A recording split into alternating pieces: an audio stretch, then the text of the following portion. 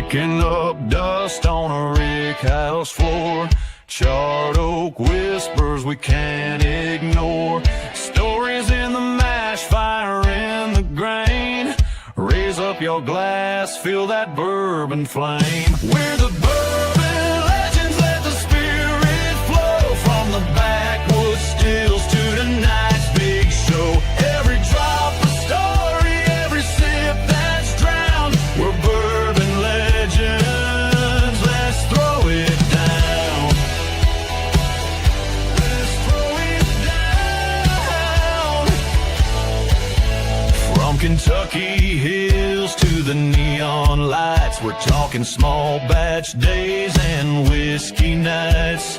Tasting the past in every pour. Gonna carve our names on the distiller's door. We're the bourbon legends, let the spirit flow. From the backwoods stills to tonight's big show. Every drop a story, every sip that's drowned. We're bourbon legends, let's throw it down. Let's throw it down.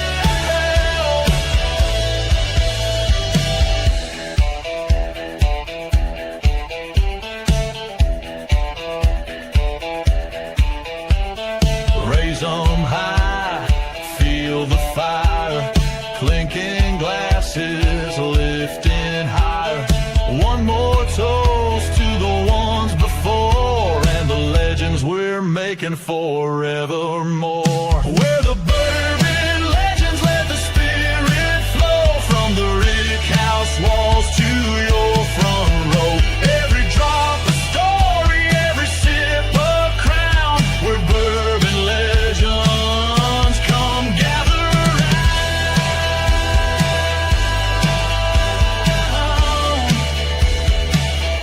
Come gather round.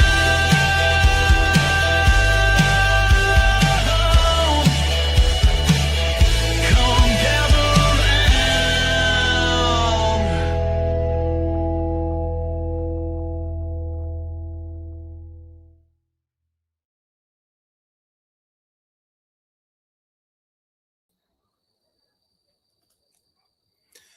Good evening, everyone. I'm coming to you live from Hot Springs, Arkansas, where there's some big festivities coming up this weekend.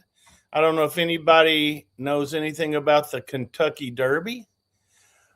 If you do, well, this is kind of a little bitty version of that. It's called the Arkansas Derby here, held at Oaklawn. I will be in attendance, and usually whoever wins that Arkansas Derby race gets an automatic bid into the Kentucky Derby because they get 100 points for that win, and that's usually way more than enough to get into the Kentucky Derby. I believe you have to have 40 points to be qualified to enter the Kentucky Derby in a field of 20. Roger, you know anything about the Derby? I've heard you guys are having one down there. Yeah. And everybody's all fired up and excited. And apparently the favorite down there this weekend is also the favorite for the Kentucky Derby, possibly. Oh, is that right? Well, yeah. Is that who I need to bet on? What's the name of the horse? Well, it's the one that it's at 4-1. It's the one that everybody's betting on. I haven't looked at the field yet, so or it yeah, was earlier. I believe it runs at about 7. I think it's 7:25 is the post on Saturday, I believe. Yep. Probably won't still be there. It's going to be a long day out on the track. But yeah, if you've never been, you should probably go at least once to the Arkansas Derby. I've never been. I've been to the horse races, but never the Derby. Yeah, they did the. What's that? They do the horse racing down in Arkansas a little bit different. It's always in the spring, winter, and the spring, and it ends about the beginning of the summer.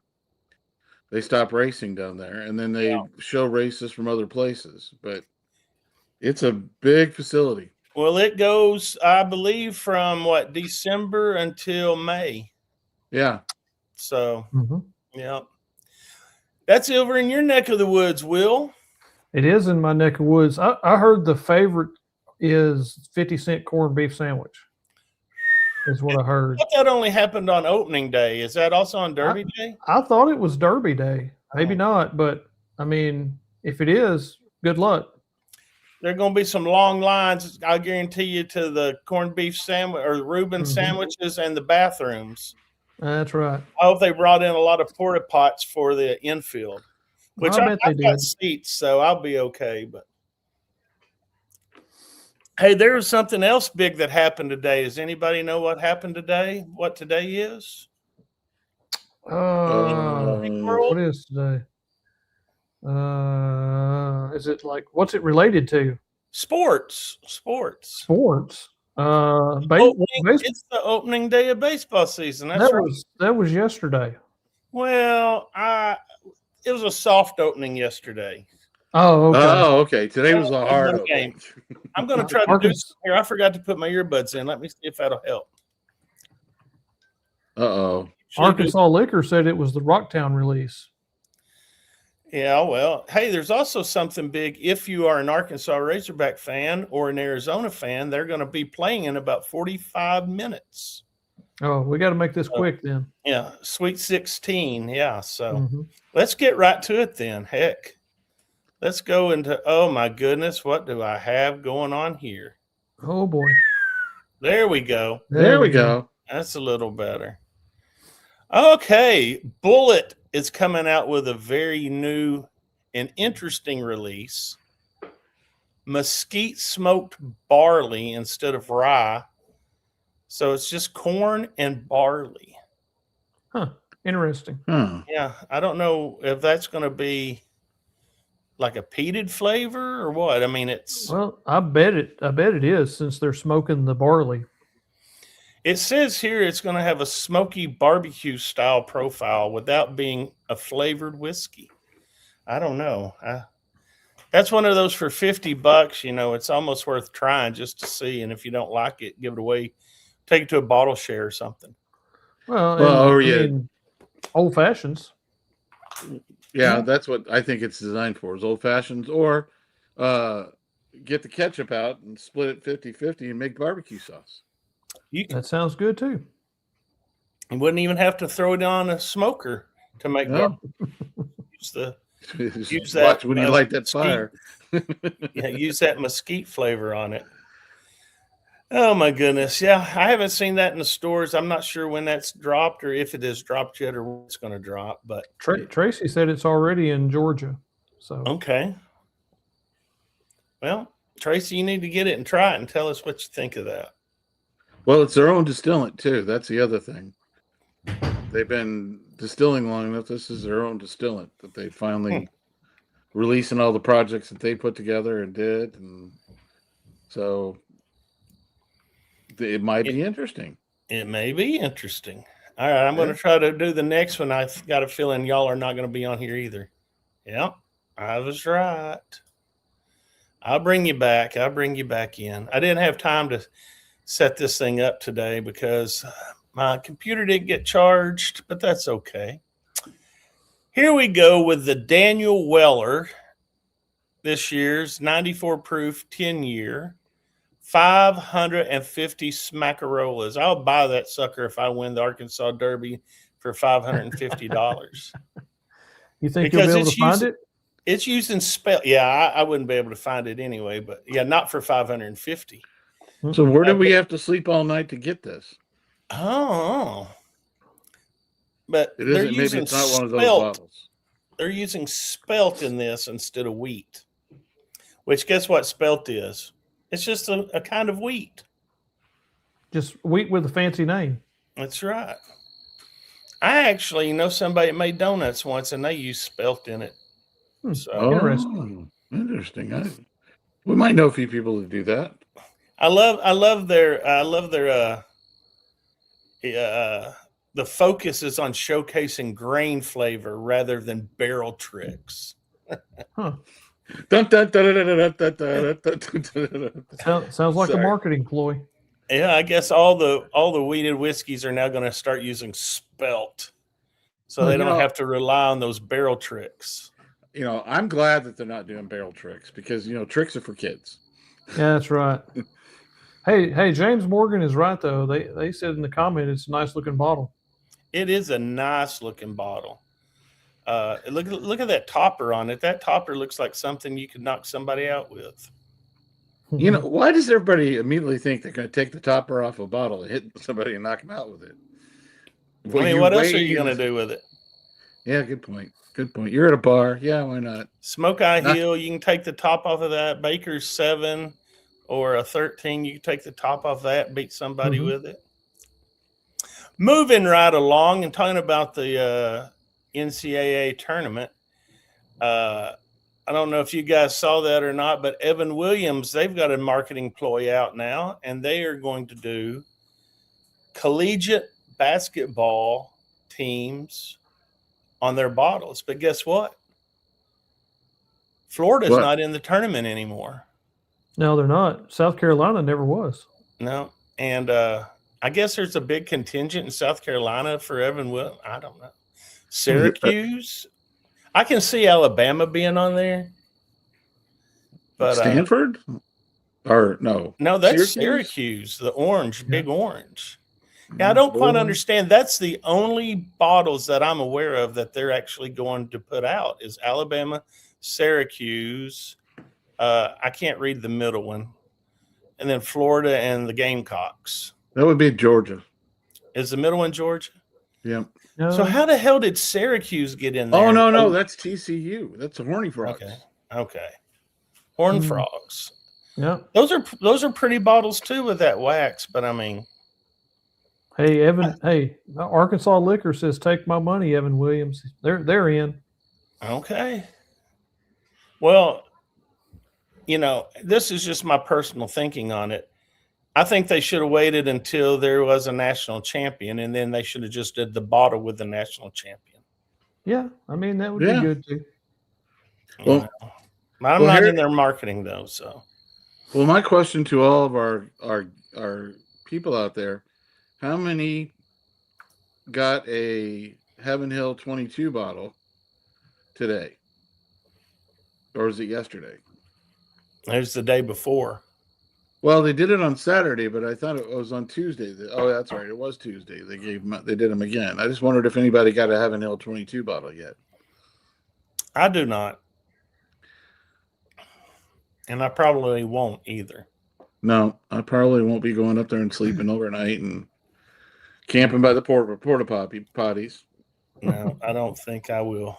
Camping in the porta potties? Wait a minute. Well, yeah, it depends on what you drink and eat. You know, you never know. That's true. Did they even have porta potties set up? That'd be a good way of keeping people from spending the night there if they didn't have porta potties. They had a male and female. They had one of each. They went all out, didn't they? Yeah. Well, and I know they're in a drought up in that area. You'd have thought that they wouldn't have put a porta potty out to help water the trees, but anywho, speaking of the Southeast Conference and whatnot, we have a special guest on here tonight from the Southeast, which without further ado, let's just go ahead and bring them on in. You want to do that, guys? Yeah. Sounds good. All right. From Short Barrel, we've got Clinton Dugan. What's going on, Clinton? What's going on? Yeah, I'm Ohio, but in the Southeast now. I've been in Atlanta for roughly 13 years.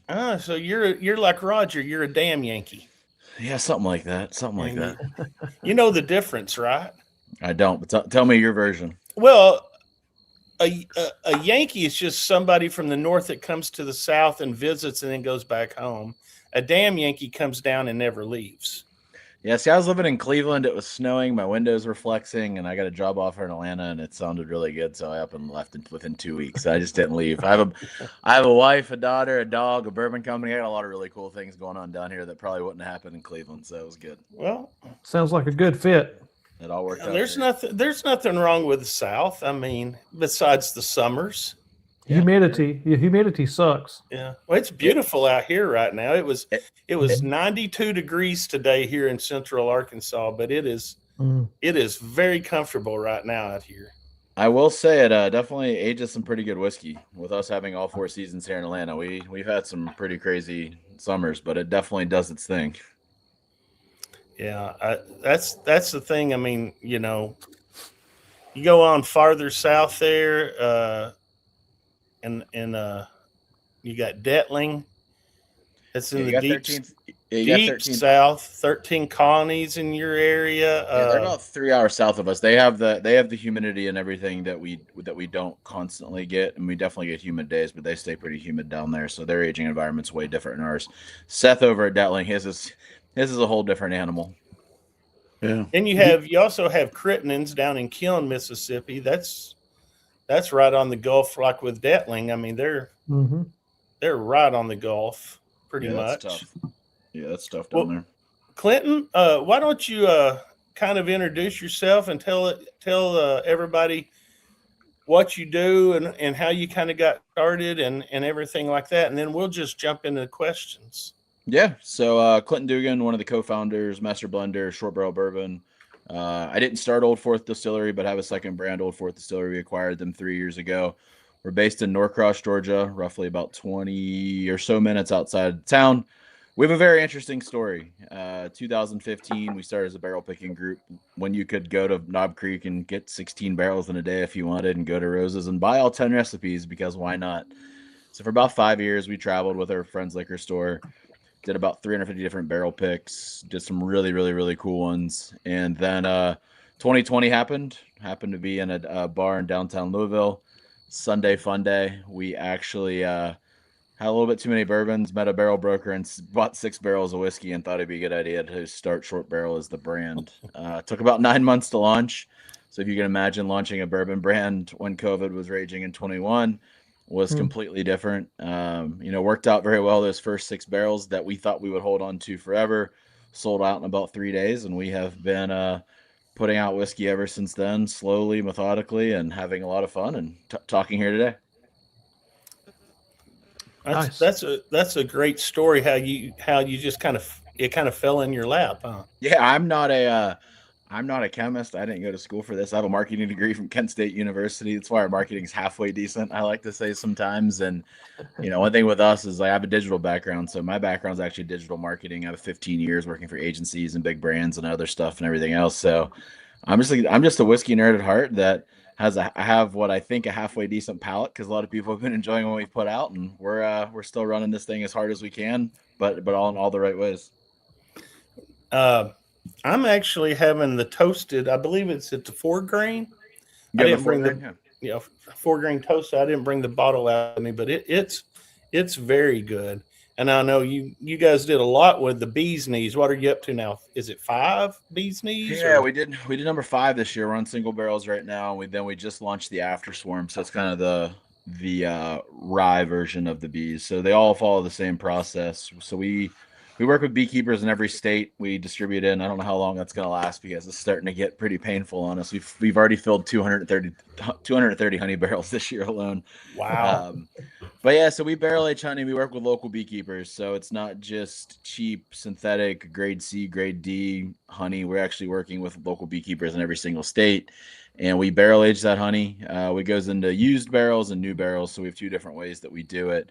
We dump that out. We're able to use the honey at least one more time, and then it's basically kind of garbage after that, unfortunately. So we dump it out about 60 days. We try to get in before the heat cycles happen here in Atlanta, and we let the bourbon and the honey kind of do its thing in barrel, and it's pretty dang magical. It's kind of what we're known for, which is crazy. All the great bourbon we put out, we're known for our honey finishing, a lot of our finishings, but it's kind of what I think a lot of people, I like to call it the gateway into Short Barrel, because it's sweet, it's good, it's not overdone. A lot of our finishings we take pride in are always gonna be very spirit forward first. We never try to hide anything. So it's been pretty cool. But yeah, 4 grain you mentioned, it's been my new baby. We pride ourselves in having some really good single barrels and some really good finishing products, but we're still a core brand at heart. One thing that when we decided to launch the brand is we didn't really just want to be hey, here's another barrel, here's a new mash bill, here's a new age, here's everything else. We actually want to develop a core product and go out there and compete. I mean, our 4 grain, we have cocktails and Disney. We just pitched Universal the other day, so we're doing it. We are in a lot of hotels with it. We're doing a lot of really cool things, and we wanted to be the brand that can not only have really cool things at we think great pricing, but also stuff we've put our spin on. So our 4 grain is actually completely different. It took about 8 months to develop that mash bill. When I say that mash bill, we actually blended 2 distilleries together. So we took Wilderness Trail Weeded Bourbon, Green River Bourbon, blended those together to create basically custom create our own 4-grain. So it wasn't a distilled 4-grain. We looked at all. We looked at MGP. There's a few other sources out there we could have got. We just didn't like them. They all tasted kind of young. They were all very high corn at the time, and we wanted something sweeter. And then it kind of hit us like, let's actually take a high wheat and a low and a high, basically a high rye, mesh them together. It took us 8 months to get the ratio right. But we think what we did for around a $40 product, depending on where you're at in the States, for a 5-year-old Kentucky through and through now, almost soon to be 6, we're not taking the pricing up. It's pretty competitive. Nice. Yep. Yeah, I'm working on the short barrel, one of the original single barrel series. We talked about this before the show. Yeah, what's the proof on that one? I can't remember. 118 proof. Okay. It's the Elon Musk fuck you money. Yeah, so that's one of those Booker's barrels. That's one of those. We were able to get some early Bookers. There was quite a few people using those. So those are spent some time here aging in Atlanta. It's pretty good. I think we still have some from that run, and we've been able to acquire some pretty good beam lately too. There's a lot of really cool things on the broker market right now for brands that are growing. Yeah, that was Nice. probably one of the questions we're going to ask you later on. But since you talked about it right now, I mean, are you seeing a lot more availability of barrels out there, and the pricing coming down a little bit, or?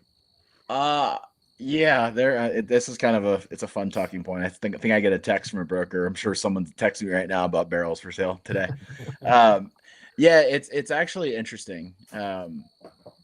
One, you still have to have money to buy the barrels. It's not like you're just getting cream, the best of the pick. Like you can take 4. Like a lot of the times you still have to buy 88 or that's a whole truckload. Or you have to buy at least 100 barrel lots. Like today we were offered 10-year wild turkey. It didn't fit our pricing model. We priced at $10 per year. So our single barrels, if it's a 10-year MGP or 10-year Kentucky, it's gonna be $99. So we kind of go up from there. It's kind of what we look at.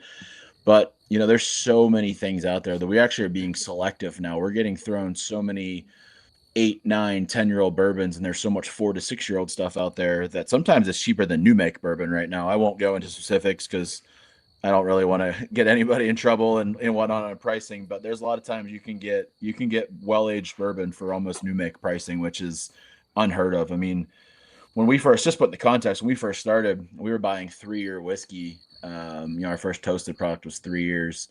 Those barrels were roughly $3,300. Right now, I could go get Kentucky 3-year for just call it $750. Wow. Yeah, it's cool. I mean, it's great for us. One thing we're also prideful in, we don't have any debt. We don't have any investors. We are truly self-funded. So everything that we make kind of gets pumped back into the brand, and we're able to grow and do some really cool things. So we own roughly 5,000 barrels of whiskey right now, which is seems like a lot. We've dumped almost 1,000 barrels this year alone, and it's only almost April. And the reason we're doing that is we're kind of filling up. But getting back to your question, yes, there's a lot of whiskey out there. Pricing has come drastically down. But the reason pricing's come drastically down, the world isn't doom and gloom. There are a lot of things happening. The wrong people got into bourbon at the wrong time. Hedge funds came in. Everybody thought they were going to make a lot of money. They thought, oh, I'll just go buy 2-year bourbon, and then 3 years, someone's going to triple my money. Well, what happened is that 5-year bourbon's now the same price or cheaper than 2-year bourbon, and they paid a lot of money for that.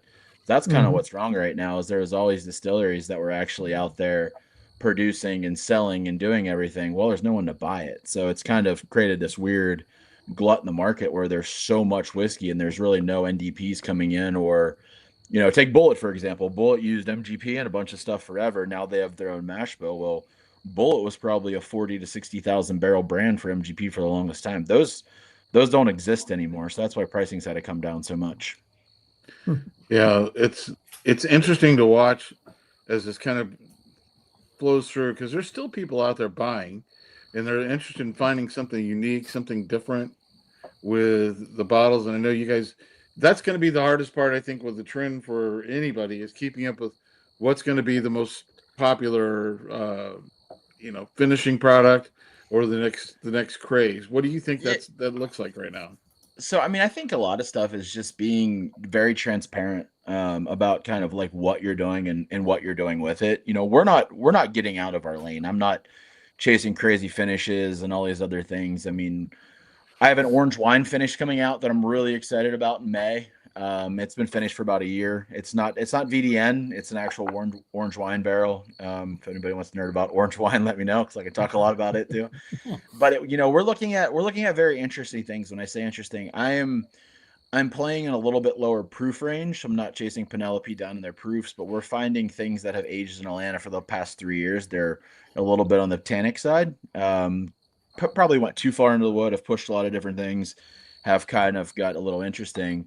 But I'm playing with more of the ready to pour cocktail. When I say that, there's nothing added to it.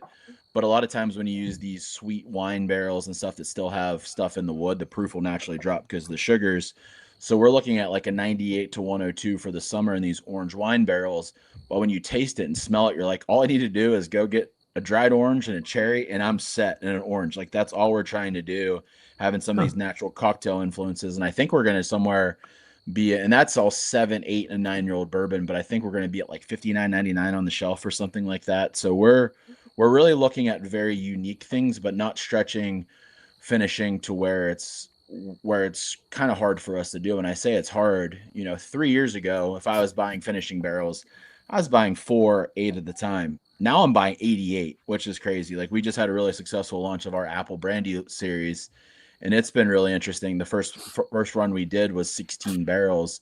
I just ordered 88 Apple Brandy barrels today. So like, I have to plan ahead for what next year looks like. And that's what's causing us issues right now, is when we planned 2 years ago for releases, we were buying 4 to 8 barrels, and now I need 40 plus on blends. So it's pretty interesting to how we weren't able to forecast. Well, we never really have the money to do it, but it's like, a lot of our stuff will start small and then kind of grow from there.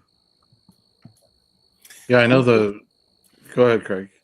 I was just going to ask, when you start building a blend, are you chasing more consistency or uniqueness, or just the best possible flavor you get out of those barrels? I mean, how is it? So what's your mindset on that?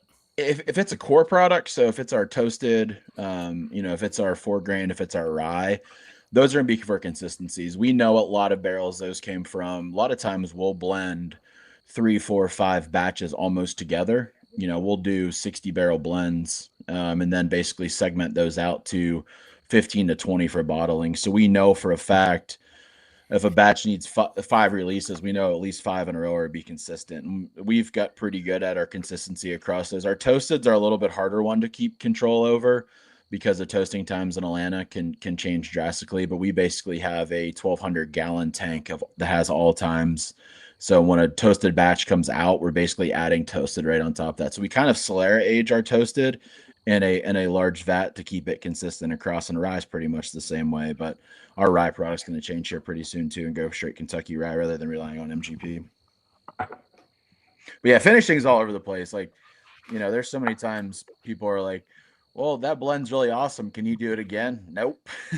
Because there's so many variables. I mean, we can get close, but a lot of times people will change. Like our cigar batch, for one, that was our first one that came out. If I think I see a lot of chats over here that know a lot about us. Our cigar batch 1 was an 8 barrel blend.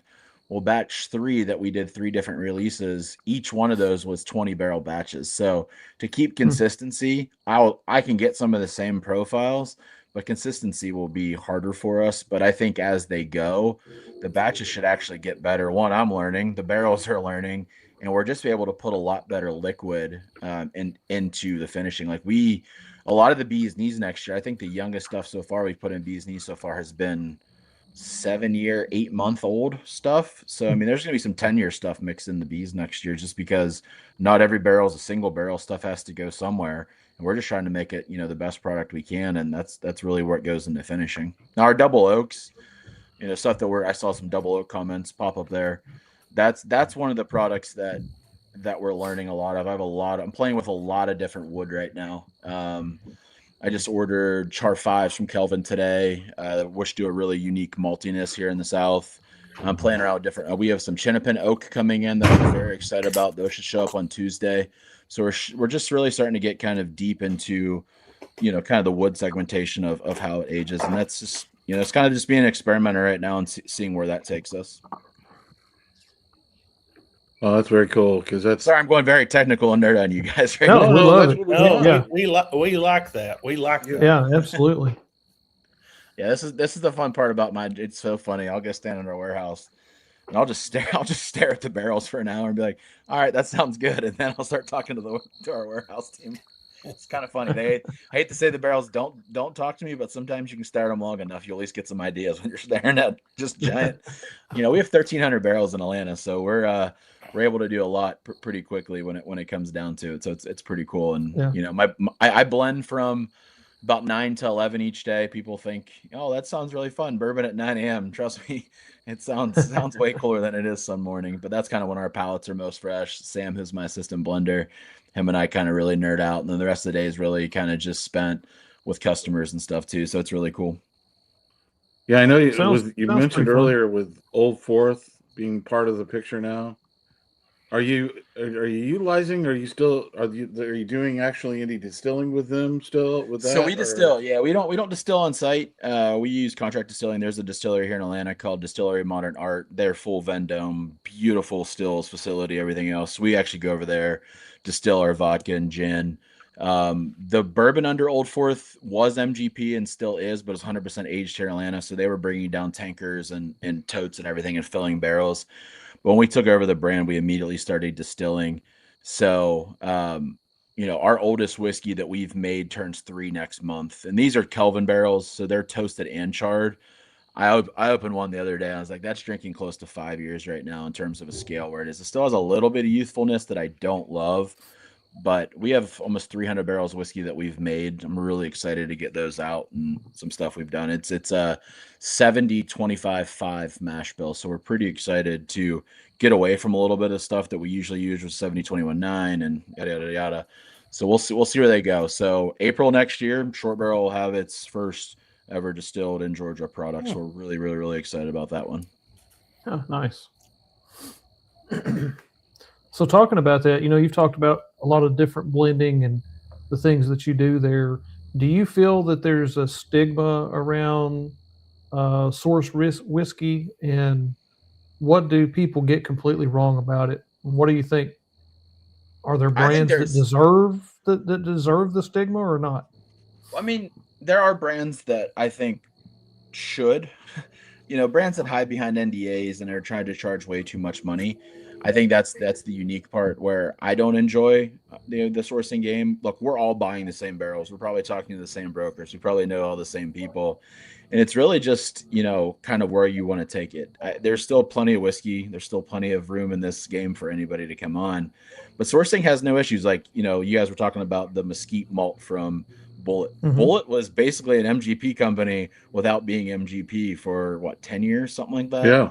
So they sourced, it said distilled in Indiana, but just because Bullet got so big so fast, no one really cared. I mean, there's still barrels traded around by other distilleries, and there's distilleries that are, I guess, distilling for other distilleries. Technically, that's sourced, correct? So there shouldn't be a stigma. But I think the biggest thing is Kentucky purists. I love them to death. I talk to them all the time, and it's like they're just. If it doesn't say Kentucky, they really don't want to talk to you, and it's kind of interesting because there's so much stuff happening out there. I mean, there's great whiskey being made here in Georgia. There's great whiskey being made in North Carolina and else too. But just because those things are sourced sometimes, don't forget distilleries got to keep lights on, especially if you're craft. Sometimes you might make 1,000 barrels a year. You can use 500 rather than keep them going if someone wants them. Keep it going. I mean, some distilleries don't make vodka. Some people don't make gin. The things that kind of keep the lights on and the fans running.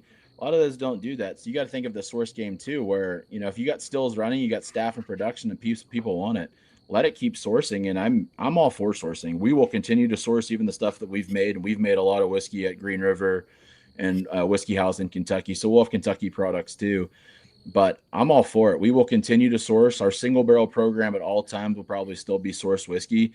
And it's just, I can take really good whiskey that was aged in Kentucky, age it in the South, and put a completely different spin on it because it's hard to duplicate that stuff across the spectrum too. Well, and I think it shows a different side of the craft, right? Because I've had some MGP that's really good. I've had some MGP that's really bad, but they were from different companies. And so when you get that source distillate and do something with it, whether you're blending it or you're aging it longer, you're putting a new spin on it, a new flavor, and you have to have skill to do that, right? Oh yeah, I mean, like I said before, I think if you're just transparent where it's coming from, like we got a review today for our 4 grain on Instagram, and it had a lot of really good comments. But one of the comments was like, they had no idea who we were, never knew of the brand, but the one comment was like, they put that they use Wilderness Trail and Green River. I love Wilderness Trail. Where can I buy this bottle? Like you'd be surprised of how people are just looking for transparency. They might love a distillery, but loves a different thing that we want. And if you're hiding behind things and trying to put this allure and mystique behind it, you're kind of losing the customers sometimes too. And there's so much source stuff out there. You could hand me anything, I could tell you it's Green River or Bardstown. I could probably open a bottle over here behind my bar and be like, you could blind me, like, that's Green River. I can smell it from a mile away. And I think consumers are getting that way too. There's some MGP I cannot pick up on. I'll be 1,000% honest with you. I was handed a MGP source today. It was aged up in Michigan. I've had some from New York. It does different things, but I know our MGP down here like the back of my hand.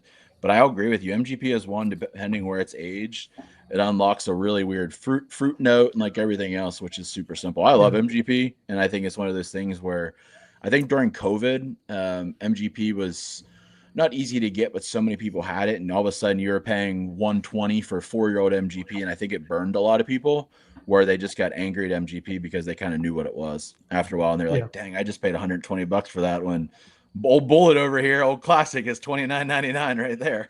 Right. Yeah. Same distillant. Yeah. Yeah. So, Well, I've been enjoying the sap squatch. Do you want to talk about that a little bit? So Sap's fun. Sap was born, actually, it was an Old Fourth product, believe it or not. When we acquired the brand, they had some ex-maple syrup barrels that had like a 2-year finish on them. We didn't really know what to do. So we tasted them after 2 years, and I was like, holy shit, these are good.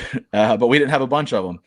And it's weird when we put out something under the Old Fourth brand, because it's hyper local and it doesn't really carry the perception that Short Barrel has. It's a harder sell.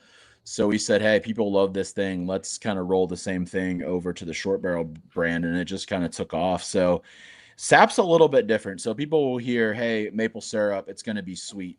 It's completely different than what people think. So we are going to officially launch a small batch. It's bottled. We've already done 2 batches, the 103 and 107 proof. I think the 107 comes before the 103, depending on the state. But what it is we take maple spiral staves. So Barrel Mill, that's who we work with. They do custom spirals for us. You can go to barrelmill.com if you really want to get nerdy on this thing, and you can kind of see what the spirals look like. They exactly what I'm saying. They're wood spirals. We do a really cool base of whiskey. We'll put about 500 gallons in one of our tanks, and we'll blend that out. We'll blend it down to about 110 proof it down to about 110 proof, and then we'll add these staves. So we'll let them sit in there for about 6 to 8 weeks, which will basically fully extract these. So what we're left with is a base of basically sugar maple staved bourbon. That's what we're left with. We then take that, put that into the ex-maple syrup barrel. So then you basically already have a toasted product that's completely different going into that maple syrup barrel. So you have this really unique kind of natural sweetness from the wood, but then it elevates it through with the maple syrup. So it's a completely different product. We're not just dumping maple syrup into the barrels. We're still following the same exact thing. Maple is so much easier to work with than honey, but it's a really cool product. We've never been able to scale it. We've never been able to do it at the appeal we wanted. So a lot of stuff we've done has been single barrels, a lot of one-off things and different things. We've done a couple small batches, but we're really excited to get this out there into the market and see what the world takes it. It's probably one of my favorite products that we do, because it's not, some of the single barrels have been pretty maple forward, but this one's going to be a little pulled back a little bit. We did proof it down a little bit. We found it was better, a little bit lower proof. Like I said, 103 and 107, you'll kind of get a glimpse into my brain where I liked it. But literally you can pour it, you can throw it over an ice, have it neat, however you want. And it just is kind of this non-dessert, awesome little cocktail in a glass. And it's probably going to be, my new favorite that I start gravitating towards here very soon. As you can see, we've got a lot of fans of your product in the group. I see that. I love it. Tupelo runner. Short Barrel equals great products. The South has the heat, and for sure. He's been one that's been big on it. He went down there and went to the distillery, did a tasting, and got some bottles, and Came Let's hang back out with and was Sam. really Probably, I excited. probably said hello, but Sam's the man when it comes to all of that. Everybody always thinks I'm angry coming out of my office. I'm like, nope, you get to talk to Sam. He's way cooler than me. So I have a question that's not on our list of questions, but that's how we roll when you start going down these rabbit holes, if you will. So can you explain to me what is the difference in aging in the South, say in Georgia, Alabama, as opposed to Texas? I know there's a lot of people, including myself, just do not find Texas whiskey appealing. I don't either. So It's what's the difference? I mean, is it dryness. humidity? Is it It's heat? it's too dry. Texas is way too dry. So you actually don't. You just get straight up heat. You don't get anything else. So that's a Right. lot of times they're aging in smaller barrels. They're trying to basically hype up, get everything out of there quick as they can, and there just hasn't really been a solution for it. A lot of their rick houses would probably need to be actually humidified, and you just can't pump that much humidity in there. I think still Austin's done a decent job. It's been the only one of the Texas brands that I enjoy, but it is just so dang dry. You're basically thinking about it. You're pretty much aging bourbon in a desert. It just doesn't really work. Right. Yeah, I just have not found a whole lot that I particularly care for out of Texas. Yeah, there's been a couple, but I've tried just about every Garrison Brothers I have. I want to like it. I really truly do, but it just has never been my thing. It gets way too dark. It gets way too malty. It does all these weird things that it doesn't fit my taste profile. And you're saying that's just coming from the angel share. In other words, it's evaporating out Yeah, basically too yeah. fast. You're basically just left with pure alcohol. When you're basically Right. sitting there aging everything, there's pretty much all that's left is just pure alcohol. You get nothing else. So you just get wood and alcohol. I just poured the double oak, Nice. and Which that is one? fabulous.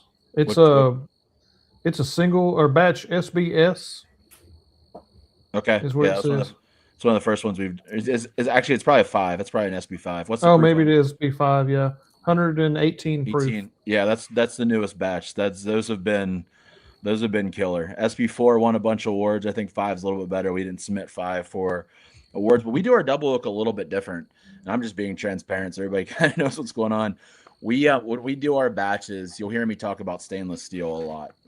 I think stainless steel is one of those things that is needed. And I learned this from people that make a lot of vodka. I know a guy that makes vodka that has nothing but vats of stainless steel that he lets his vodka off gas. So I got to talking to him, and he was like, when something's able to sit in stainless and actually mingle, not have wood contact, you get a better spirit. So I said, makes sense. Let me try to leave things in stainless for 6-8 weeks sometimes and see what they're doing. And the double oak was kind of those first experiments. We let them sit, and they just get better and better and better as they sit. They get a chance to actually let all the molecules and science behind basically mingling, bundling, blending work, and they're just absolutely fantastic. So double oaks will get blended. They'll always be about a 500-600 gallon batch. It's kind of what the tank size I have right now. But our double oaks, I'll put them up there with a lot of people. That's for sure, just because they're so unique and they're so fun. So you probably tasted thousands of barrels. I could I've tasted more whiskey than I probably know what to do with at this point. Have you ever run into one barrel that you pull open and you go to taste the barrel and go, hold on, guys, this is like ambrosia. This is the stuff. Mark it and say, set this aside. Unfortunately, yes. And unfortunately, we were stuck with it. It's still a new oak. It's about a year, and it's already been a year and a half into oak already. So when we were coming out of the hard to find whiskey stage, we thought we bought a bunch of 10-year-old MGP 21%, and we did buy a bunch of 10-year-old MGP 21%, but it was in Colombian oak, and the seller didn't tell us it was in this Colombian oak. You look at him, you're like, that's not new American oak. There was a weird time where you could fill bourbon in different oaks and whatever else. We still don't know how we got them. There's other brands that have been stuck with them, so it kind of sucks. But they tasted like drywall and eucalyptus. I'm dead serious. the worst whiskey I've ever tasted. I tasted one the other day. They've got way better, but they might need to sit in these barrels for 5 years, I think, to get, which I'm okay with. But those were the worst, where I was like, shit. They were probably $2,500 to $2,700 a barrel at the time, and I think we bought 20 of them. So $50,000 spend. Mhm. And I was basically, what are we going to do with this? And luckily, I knew another, I knew a small little NDP that had bought some too. And he's like, no, we put those things in double oak. He's like, they'll get better. They really do. It sucks you're stuck with them. And he kind of coached me through it. I mean, they were like 94 proof too, at barrel proof. Like, you can imagine, I'm just like, these are absolutely awful. You can't hide these like whatever else too. So there's my least favorite finish we've ever played with that I was an absolute no on. Was a stout finish. We had 2 barrels, but the barrels were just too wet from stout. And we opened them up. They were gross. Those have been my experiments where I'm like, absolutely not. But most of the times we'll get barrels that are just, look, not every barrel is single barrel worthy. I think that's a misconception too, when, NDPs are putting stuff out and we're sitting there putting things out. It's not every barrel is going to be single barrel. So you got to do something with it. So a lot of barrels are blend worthy and want to, and a lot of those will go into our double oaks and things we want to amplify, which can make things a lot better. I see a question: can bees knees get closer to 120 proof? I'm working on it. The thing with bees and sugar, if you want to get real nerdy on that, sugar drops alcohol content very quickly, even though there's no honey left in the barrel. So every bees we put out are actually barrel proof. We're not cutting them or doing anything. I've seen bees go as low as 96 proof, and I've seen them as high as 117. I will say I don't know what's going to happen. This year's bees are a lot of OZ Tyler pre-Green River barrels, and a lot of the totes that were filled by Green River for us came down at 126 proof. So I'm hoping we should land around the 119 to 121 range on those. So we'll see how the summer treats those barrels, but I am working hard on those right now.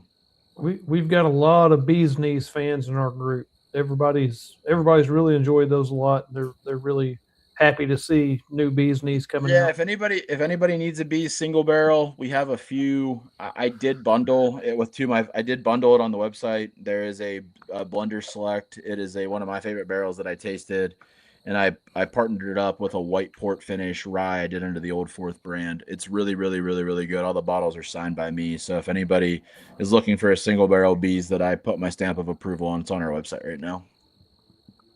And we ship to 47 states, so you should be able to ship to your state. Nice. Yeah. That's one thing I've never quite understood, is how some people can ship to Arkansas and some people can't. So we ship out of Texas. DC's loophole is a little interesting for us. We ship out of Texas. We use a third party called Bottle Nexus. They use a distributor called Longhorn. So whatever agreements they have set up, you guys just be thankful, because it's not me setting up those agreements, and it's not a gray area. I mean, we do our business by the book. Last thing we want to get in trouble. But I think a lot of times you'll see the DC loophole. New York has one, and so does Florida, where you can ship out of those states too. It just depends what kind of laws happen from the other side.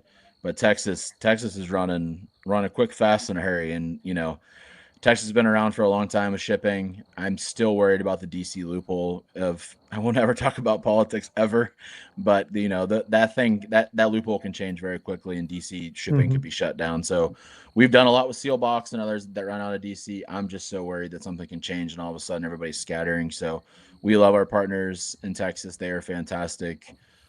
Their technology is great. We did 1,000 bottles on Friday within 2 hours, and the technology held up beautifully. So they're doing some really cool things on the DTC side, and I can nerd out about DTC all day long too.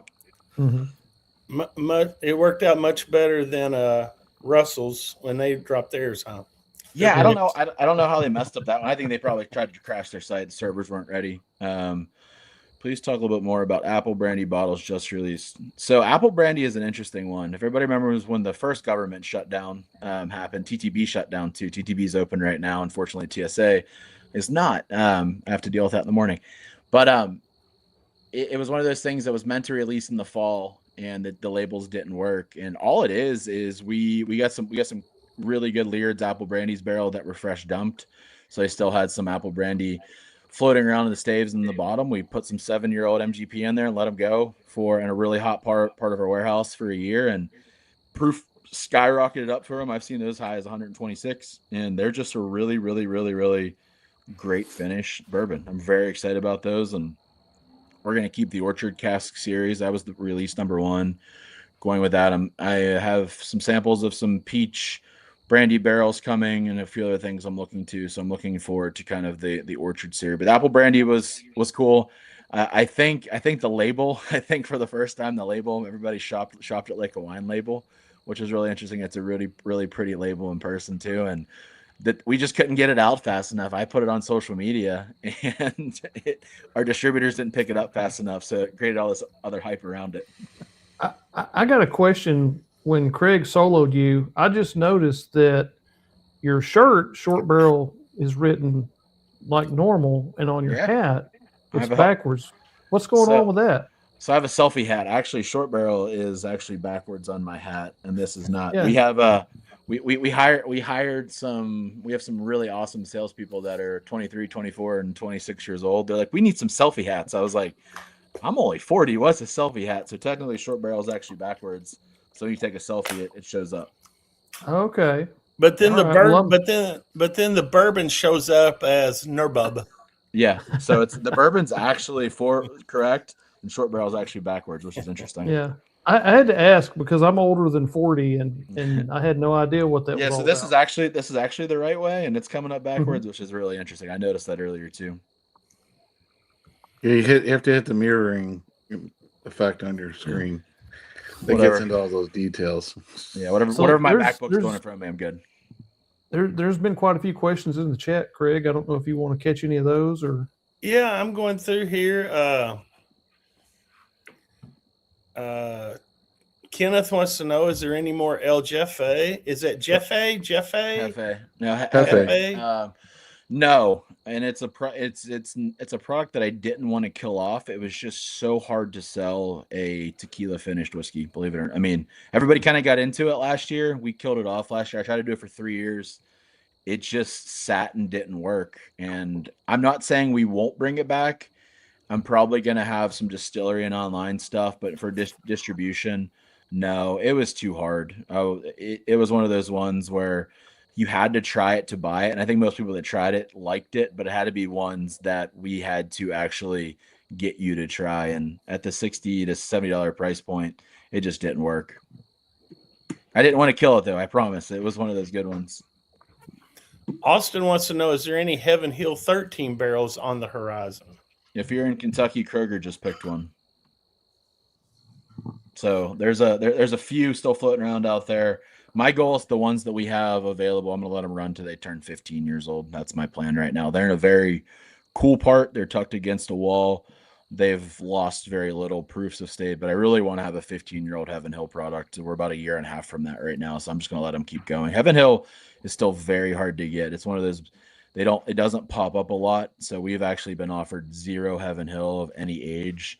So I know the 7 barrels that we have left now, I really want to take those to their 15. Anybody have another question? I'm sitting here going through, or I'm not prepared to ask.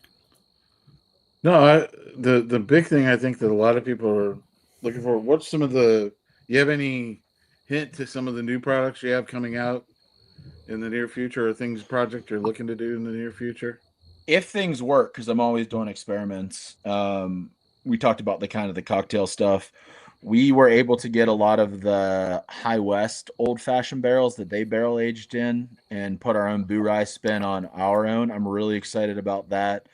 I need to go in and taste those. Cigar Batch will come back out in September.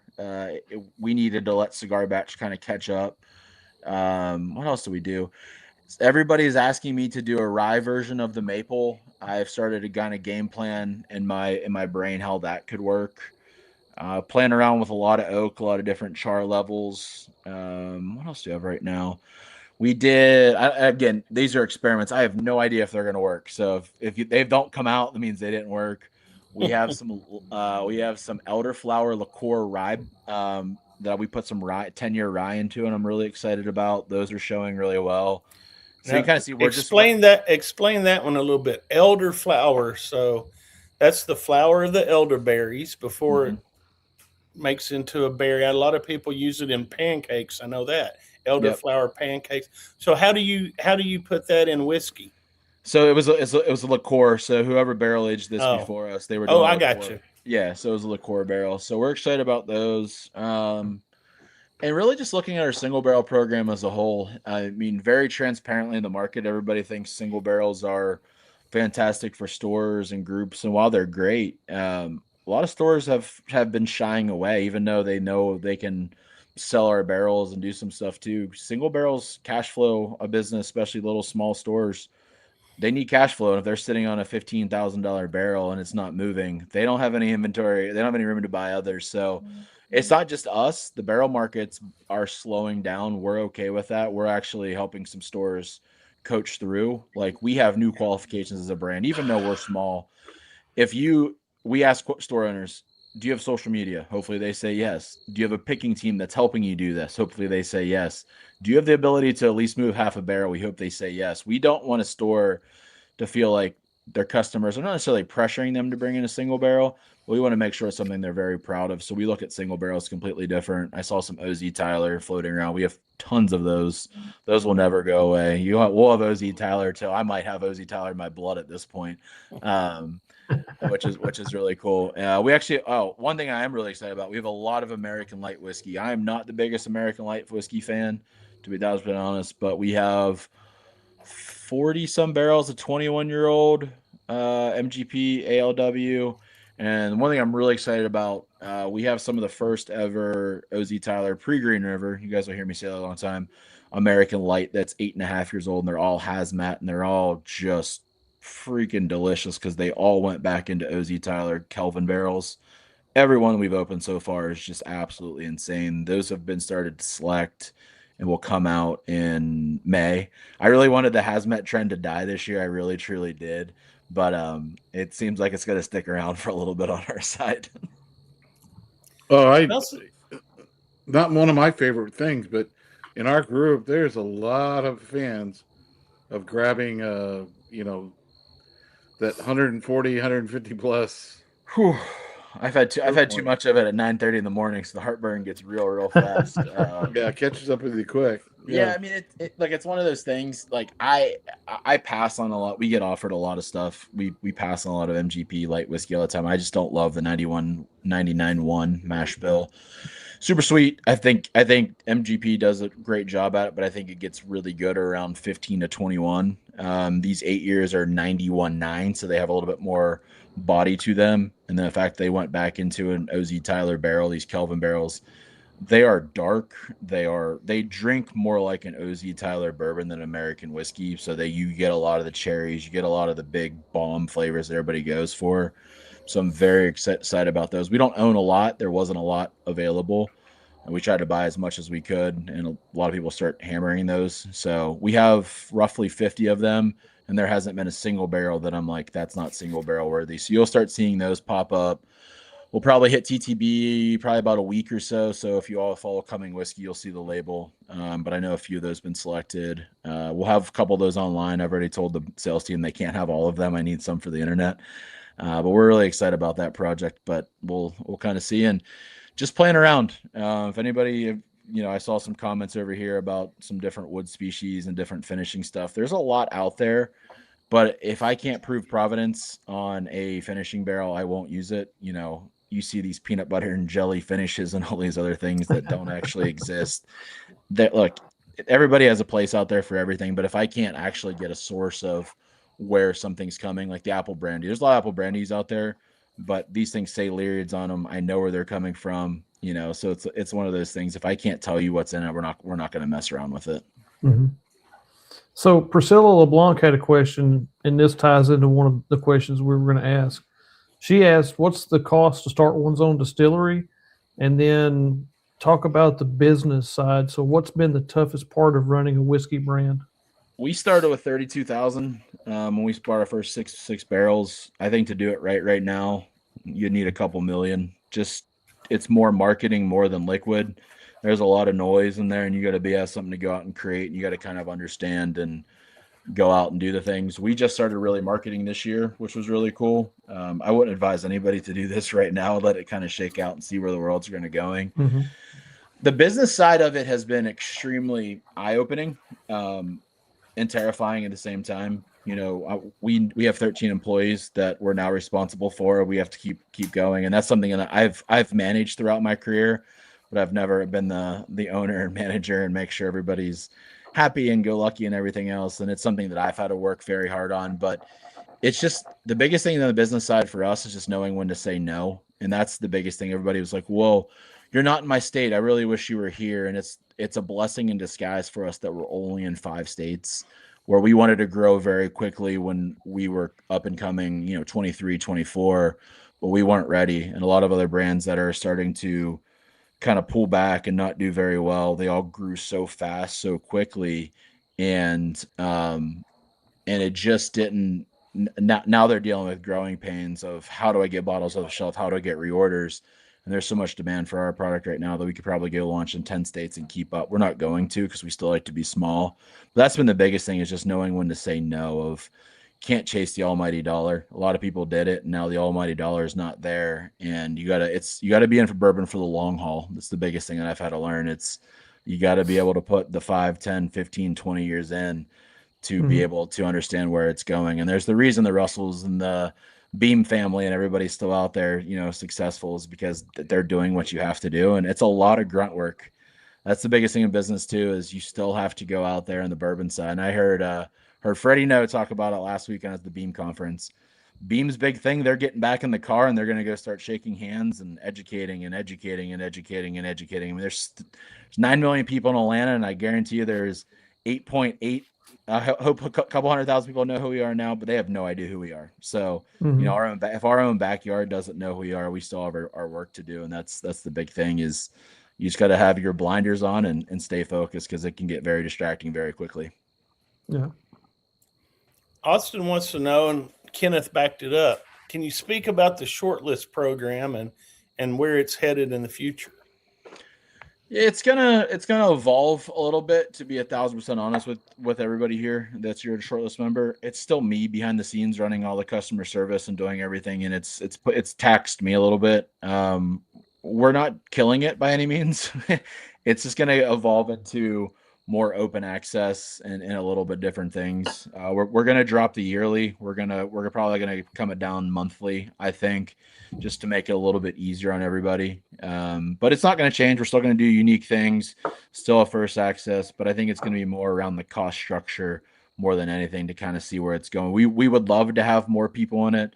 The biggest feedback I get from everybody is, while I understand the benefit of having an $800 a year club that includes bottles and free shipping and everything, $800 up front's a lot. And we felt that through a lot of friends and different things, and opened the feedback. So it's not going anywhere. We're very excited about it. We know we will lose some people, but it's not going to change. It's actually going to get better for everything. We're already planning about a year and ahead for where the releases are and kind of what they are.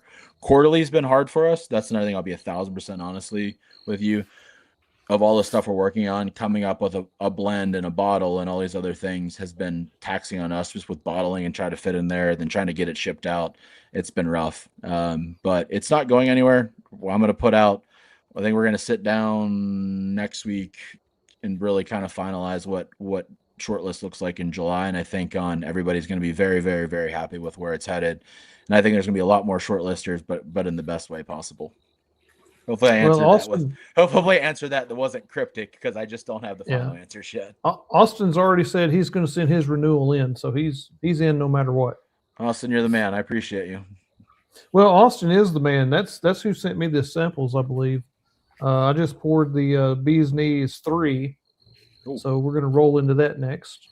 So 3 was the first one I did on my own, so I learned a lot through that one. So Bees has been interesting. Bees 2 was a 4-barrel blend. Let's see, 3 was 12. 4 was the first year that we did statewide honey. So those were 80 barrels. 5 that we just did was 180 barrels. And we've already filled 230 next year's release. And that's only through the 5 states that we're in. So it's a lot of honey. Yeah, this may sound weird, but I get a lot of like Werther's original caramel on the nose on I that. could see Maybe that. that's Yeah. odd, but No, you're not. I mean, it's still spirit forward on a lot of those. I mean, that yeah. that one came out 24, 23, somewhere around those. My brain gets a little scattered on these releases, but that's just Georgia honey. Mhm. Right, literally 10 miles from our distillery in Decatur, Georgia. It's a local honey beekeeper. Though that one wasn't toasted. A lot of those have been toasted since then, or that might have like one toasted barrel in it. But it evolves every single year, so it's completely different experience each and every year. Wow, yeah. I'm not experiencing a lot of really strong honey notes. There's the sweetness kind of in the background, but I really expected to be something like some of the other honey flavored type things that you might see, but that's No, really subtle. yeah, well, I mean, I think that's sometimes too is people, you know, they see the word honey and they're just just gonna think it's gonna be sweet or overpowering Hmm. or like a Jack honey where it's synthetic and artificial.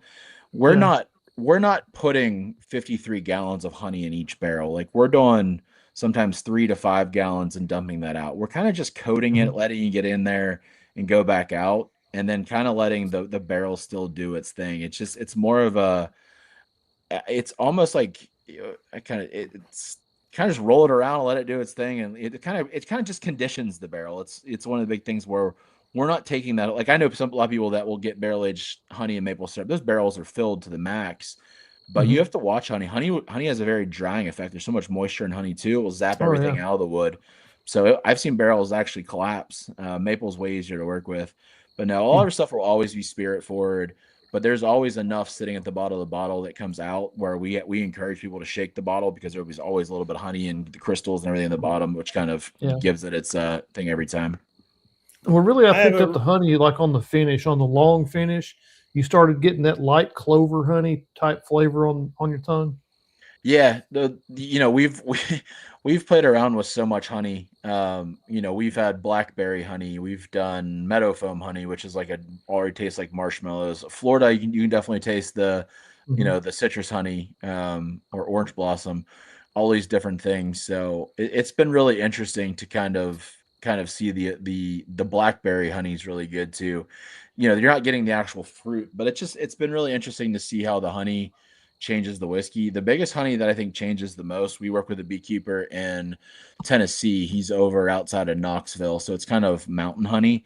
It's Hmm. super dark. It almost looks like maple syrup in the honey, and it Yeah. actually adds a really cool. So Tennessee's always like the sleeper one every year that's the most balanced because of the honey.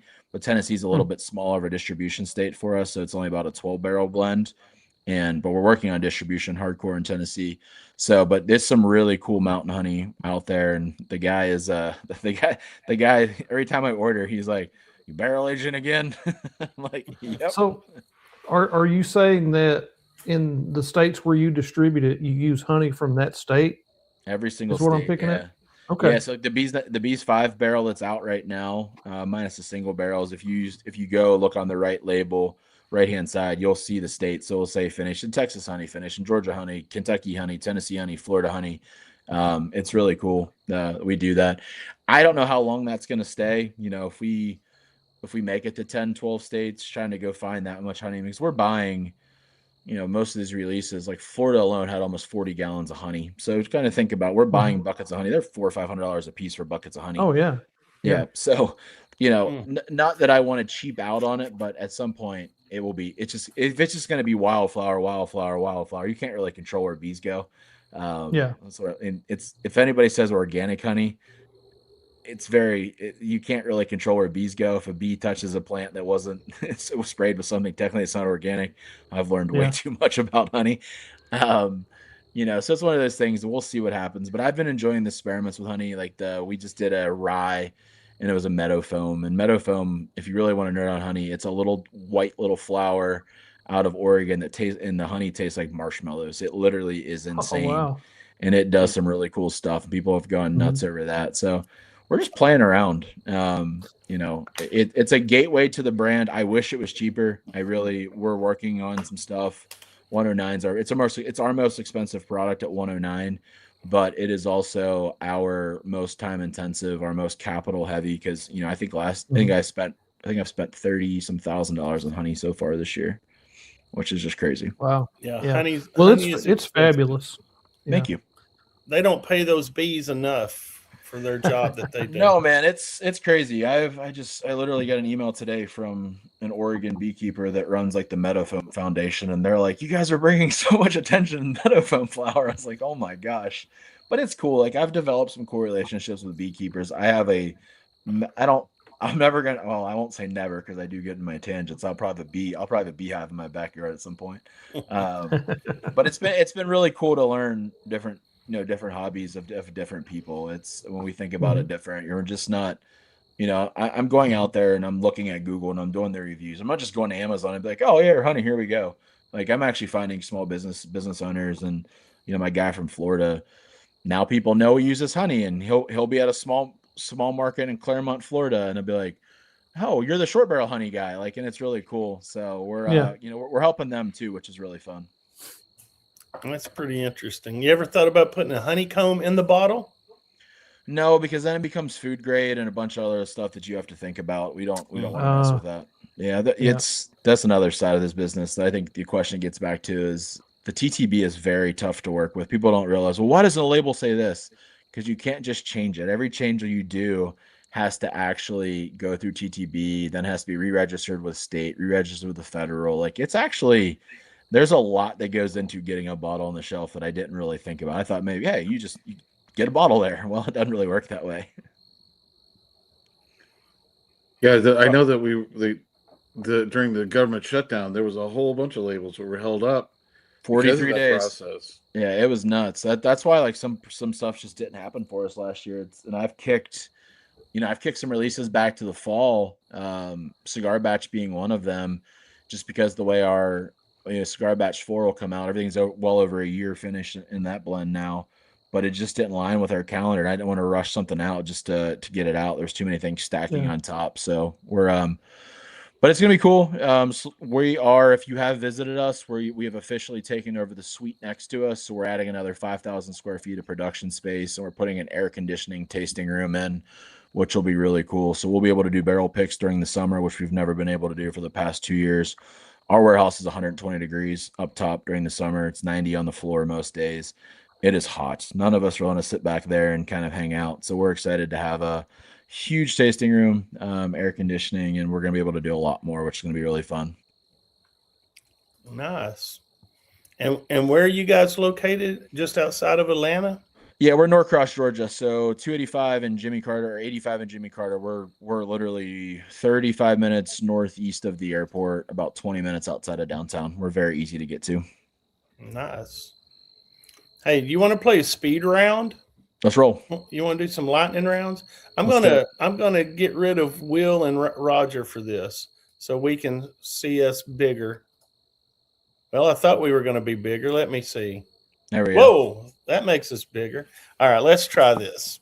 Now I'm going to say, Clinton, you're the first person we've ever done a lightning round for or on. So you're my guinea pig tonight. So we're going to see how this goes. All right, let's roll. So what we're trying to do is I'm going to ask you a question. We're going to try to keep the answers to 30 to 60 seconds. Okay. Remember, lightning round.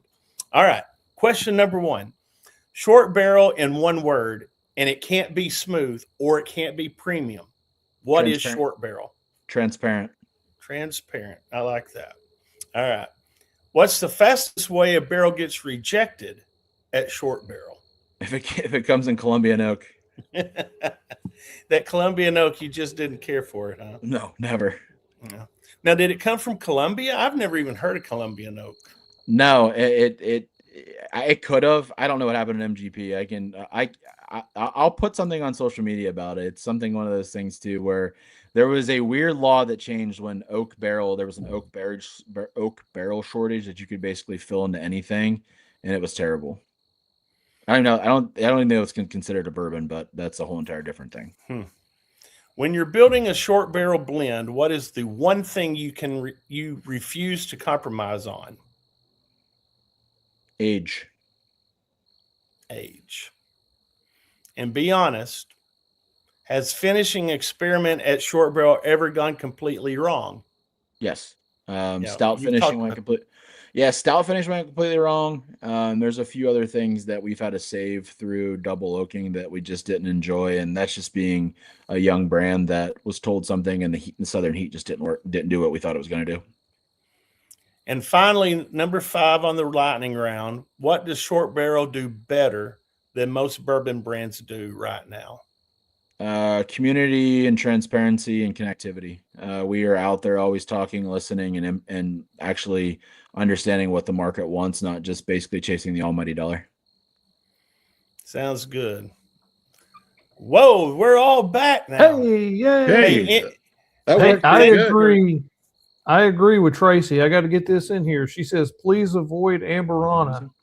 I agree completely. Uh-oh. Are Can, we all silent? Clinton, can you hear us, you Clinton? I can I hear think you fine. Clinton- Okay, She, yeah, we're she here. wants to avoid Amberana finish. Amberana. She doesn't want any Amberana finishes. What do you think about Amberana? No Amberana ever. There we go. We need Ever. that bumper sticker. No Amberana ever. Ever. Ugh. Well- The horror story of all horror stories, somebody went and did a barrel pick at a distillery that'll go unnamed in central Indiana. And they Can you guys hear did a me? barrel with them. And Okay, cool. I'm making they sure. put it in an Amberana barrel. And they've lost Roger, the I barrel. can't hear at all. Oh, Can't hear Roger? No, can't hear Technical Roger. technical Maybe difficulties. maybe it's just me. Let me do this. Roger, speak. are you there? Can you hear me now? Nope. I can hear Roger. No, he can't hear you, Roger. Well, I can hear ask him. Roger. No. He may have selectively muted you. No, I don't even know how to do that. I mean, sometimes It you got to may have been selectively mute something- Roger. It may have been something when I switched out. That's why I try to switch from that just to that little, but I don't know. Well, anyway, what Roger was saying was something about Amberana. I don't know. We No, don't you won't like see it it. from us. It should have stayed in beer. Stay It in just- beer. That's what Clint says. Stay in beer, Roger. Yeah, it's just not my thing. That's one of those things where I've had It- all it- of them. You know, Doesn't it work hit for me. really, really fast and really hard, and then it kind of faded away about as fast as it hit. That whole Mhm. Amberana thing. People are still trying to get it to go. It's just not working. It doesn't work for Can me. you hear me now? People know I don't like it too, so they try to sneak it in there on me. Oh yeah. And I'm gonna get Hey. some No Amberana t-shirts made for the Short Barrel gift shop. there you go. Everybody, let's thank Clinton Dugan from Short Barrel for joining us tonight. I know you say you got to do some Absolutely. traveling tomorrow, and it's late over in the East Coast, isn't It's it? past my bedtime. It's 10:17, so I'm gonna go Right. to bed. But I appreciate this, everyone. I hear you. Just a little everything. If everybody needs to get a hold of me, you can DM the accounts, Clinton at shortbarrelbourbon.com. I'm very transparent. I probably respond way too fast. If anybody ever needs any from me, please reach out. If you do know me very well, you know I will respond very quickly. If you're on Facebook, join Short Barrel Fans. We don't manage it, we don't moderate it, we don't do anything, but I'm very, very active in there. Try to keep our main pages to more corporate fun stuff. So definitely jump in, and a lot of really cool things are coming out. And if you haven't tried our product, shortbarrelbourbon.com, shipped to 47 states. We're in 5 states for distribution. And if you don't like it, I won't buy it back, but leave it at a bottle share because somebody will. There you go. You heard it from the horse's mouth. Clinton, Basically. thanks. Safe travels, and maybe we'll get to talk to you later in the Sounds in good. the year or something when you have some more new news coming out. Let's do it. Come see us in Atlanta. We can always do a barrel pick. Like I said, with us shipping and everybody here too, we can always have some fun. So appreciate you guys. Have a good There one. you go. We love barrel picks, so we'll see. I'm kind of like you. If they got the money and they'll buy it, I'll damn sure do a barrel pick. I don't need money. We can ship online. So if everybody else supports it, so we Oh, can talk there you about go. it. There you go. Yeah. All right, cool. All See you right. guys. Thanks. All right. Bye Yep. See bye. you. Thanks. That was kind of a woo when he closed his laptop. Roger, I don't know what happened there. We got to where we couldn't hear you, or Clinton couldn't hear you. We could hear you. I can hear Roger. Not now. Oh, okay. Now we Well, lost can you hear Rob. me now? Now, yeah, I can Can you hear you now. Okay. We I need hear you to- loud Can and you hear clear, me now? Roger. Just loud, just long enough that that we're gonna lose you for a minute, and we're gonna bring in Will for some trivia. Whoa, is it trivia time? It's trivia time, but first I have to ask a Alright. question. Hold on. Yes, ask a question. What's the Arkansas Razorback basketball score? It is 11-17. Arizona's ahead. Arkansas is trailing Arizona 17-12. Okay, maybe I didn't want to know that. All No, right. it's still early. It's still early. It is early. You know what time it is? It's time is. for trivia. All With right. Joe, Will, Rocco. Roger. There I am. Hey, here I am. So we don't have the questions on the screen, do we? Do we have the questions on the screen? Let's see here. I don't. Oh, yeah, we do. No, this is old. Is this old? No, this is not. Okay, general trivia. What popular soft drink was originally created as a medical tonic in the late 1800s? Was it Mountain Dew, Pepsi, Coca-Cola, or Mr. Pibb? So created as a medical tonic in the late 1800s. What's your guesses? Throw it out there. C, A. Hey, Jeff Castle, I'm with you. Arkansas and Illinois. Let's go.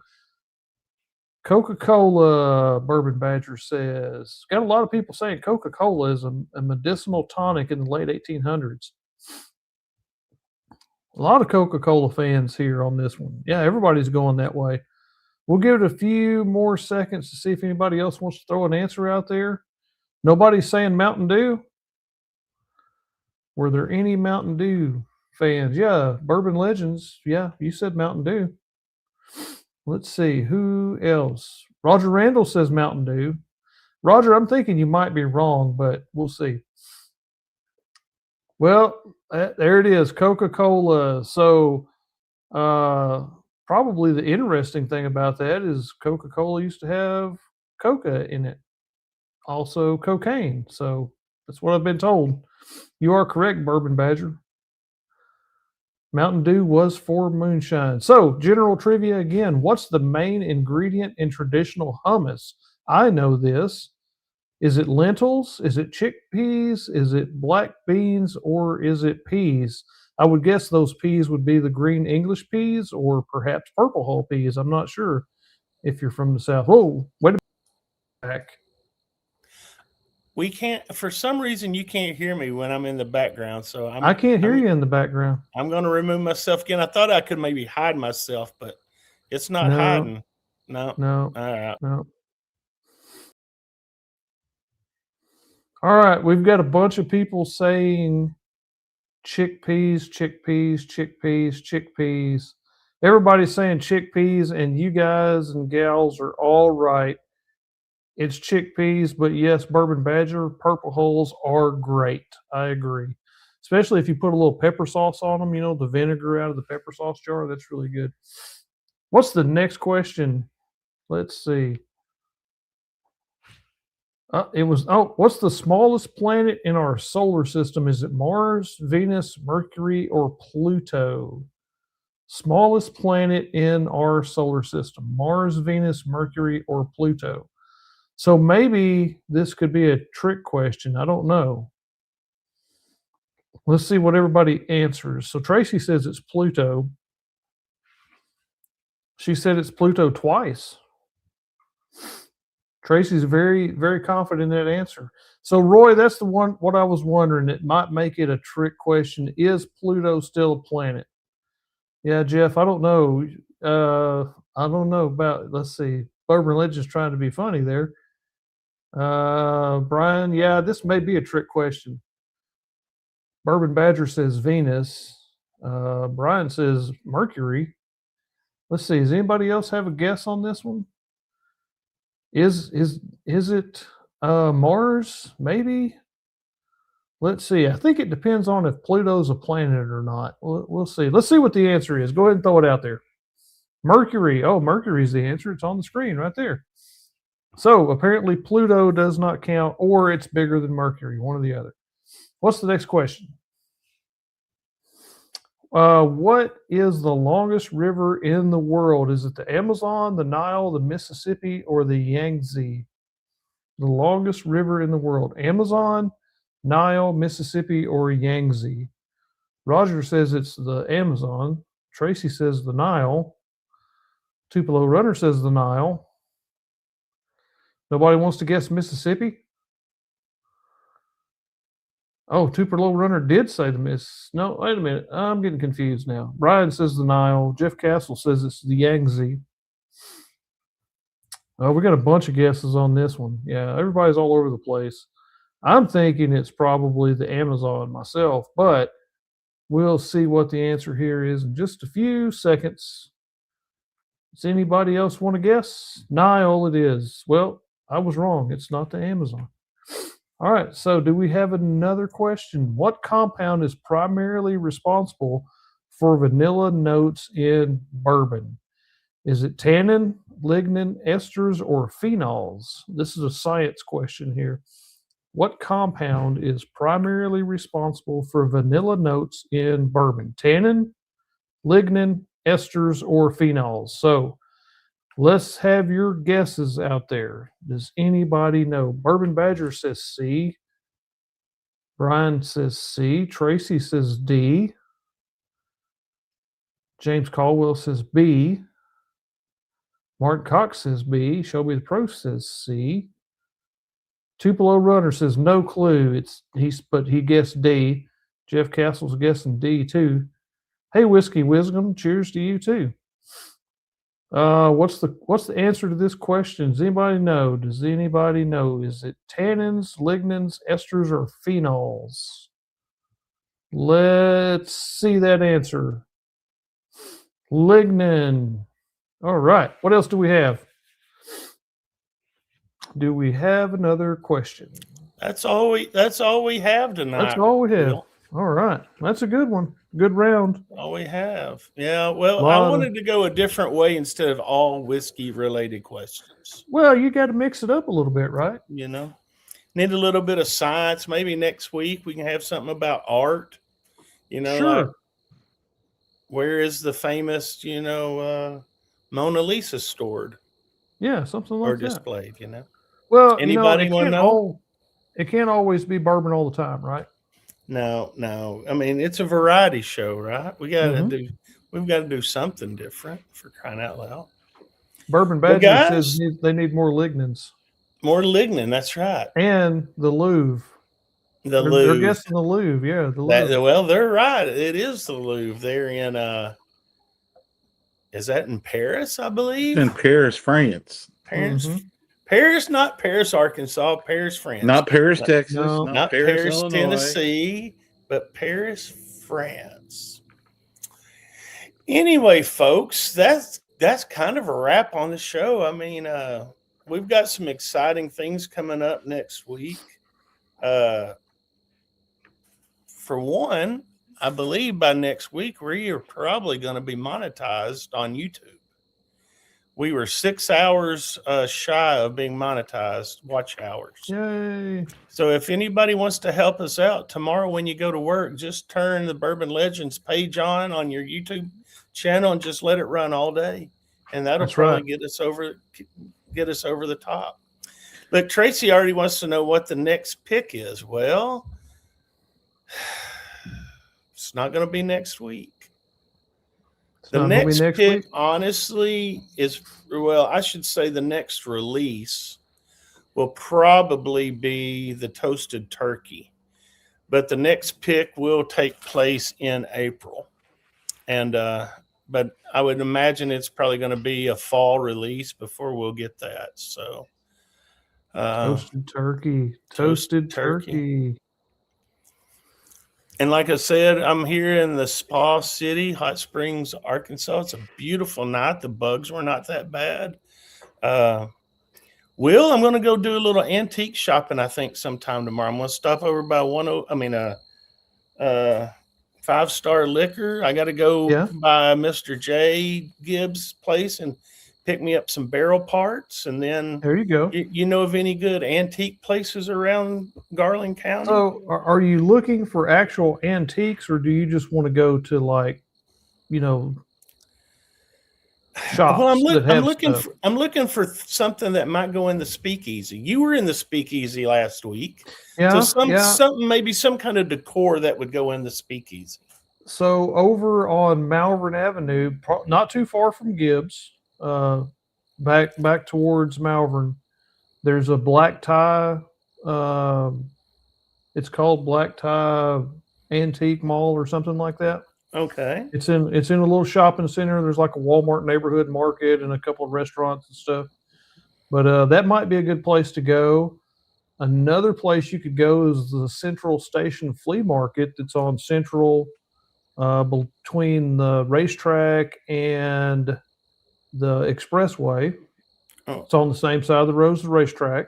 Okay. Past the racetrack? Yeah, so if you're going from downtown, you'd pass the racetrack, and it's going to be up there on the left on the same side behind like the CC's Pizza and the Kroger. Okay. I know exactly where you're talking about. Before you get to the expressway. I got the Black Tie Antique Market right here on my phone.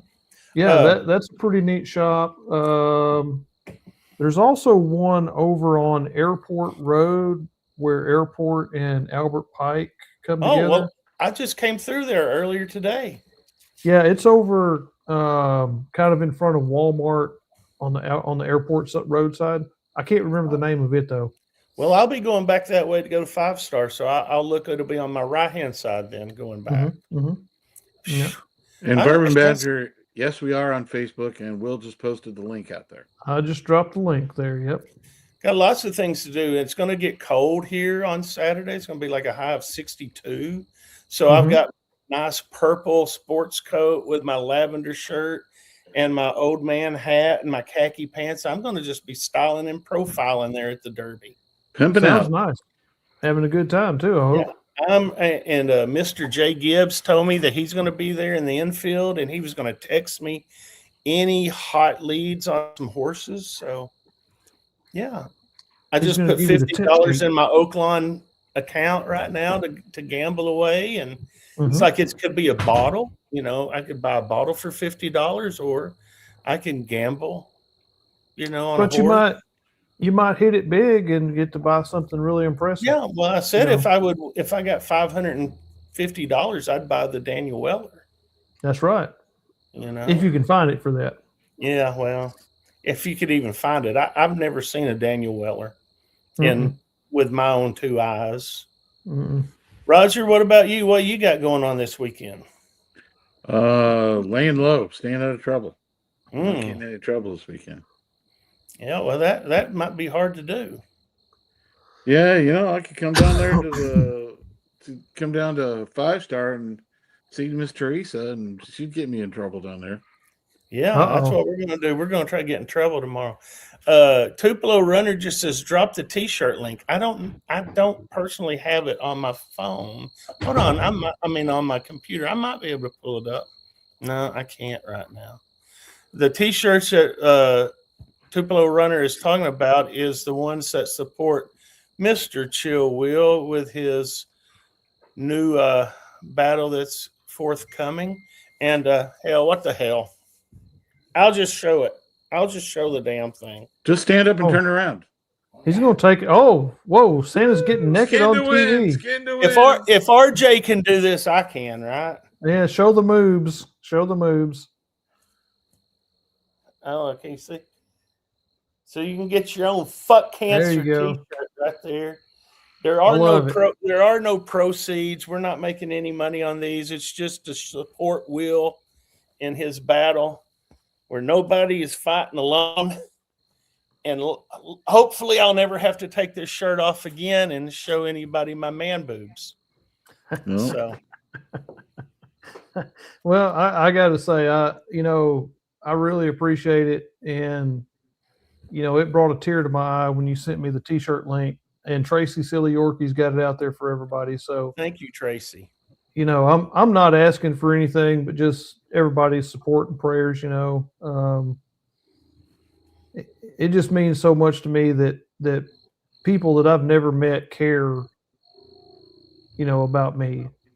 That's just a really humbling feeling, and I really appreciate it. So, Well, I hate to say that you deserve it because you don't deserve it.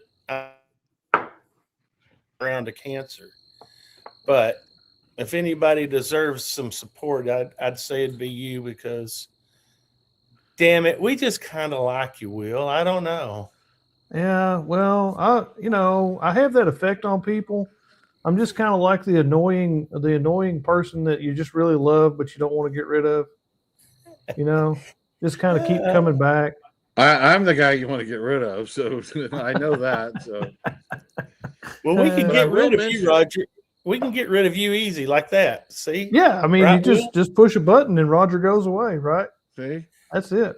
I will mention though, if you don't want content on YouTube and you don't want to be bothered with all the crazy stuff that goes on out there, you can go out to the Chill Will Rocco YouTube channel and subscribe tonight. And I guess I got to drop that link too now. yeah, you got to drop that link because we got to get All you to right, 100. here we go. Let's drop the link. And The we're gonna best- get the to best 100. channel with what no happens at content. 100, we don't know, but something's going to happen. I mean, Momentous. somebody said something about giving away a bottle. I don't know. I've been sitting at 56 subscribers for a long time, so 44 more subscribers and something might happen, or it might not. Who knows?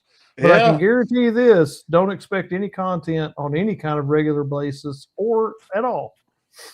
Well, you might have that occasional video that you shoot one day when you're just kind of waiting around, and yeah, Every once in a while, I'll throw something up there just for the fun of it. And to be completely honest with everybody, the whole reason why I posted the first videos on YouTube that I ever posted was because I was on vacation, and my wife's not really able to travel with me, so I would shoot videos of things and put them on YouTube so she could see what's going on.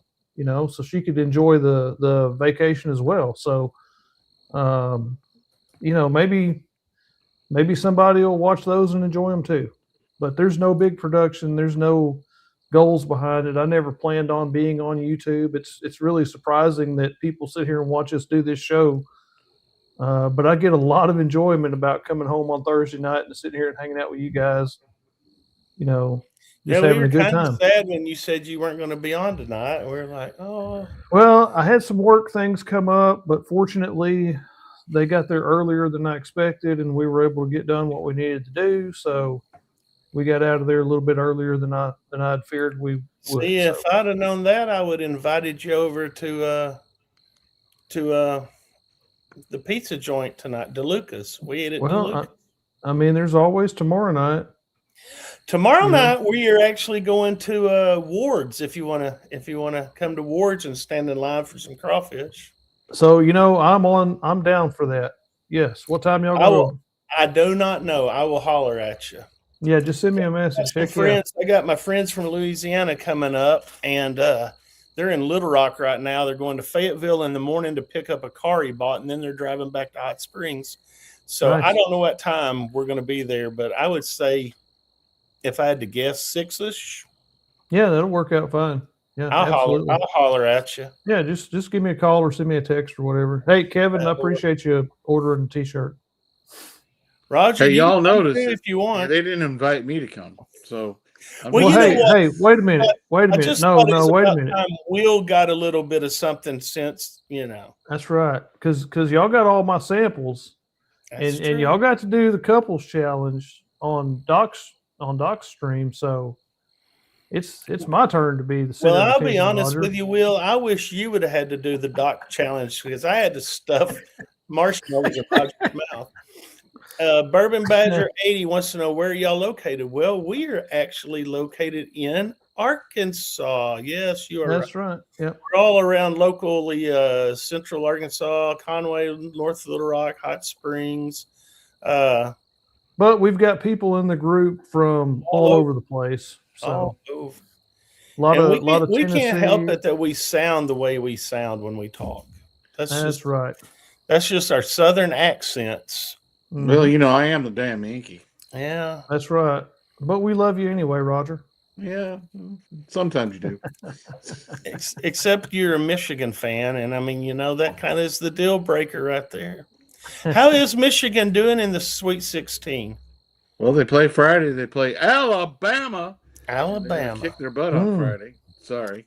I hope you do. Will, you want to give me an update on the score before? Well, we you're not gonna like it. It's Arizona bad, huh? 38, Arkansas 27, 38 to 27. So Is it That's still halftime? close enough. They're good. it's 5 minutes and 47 seconds left in the first half.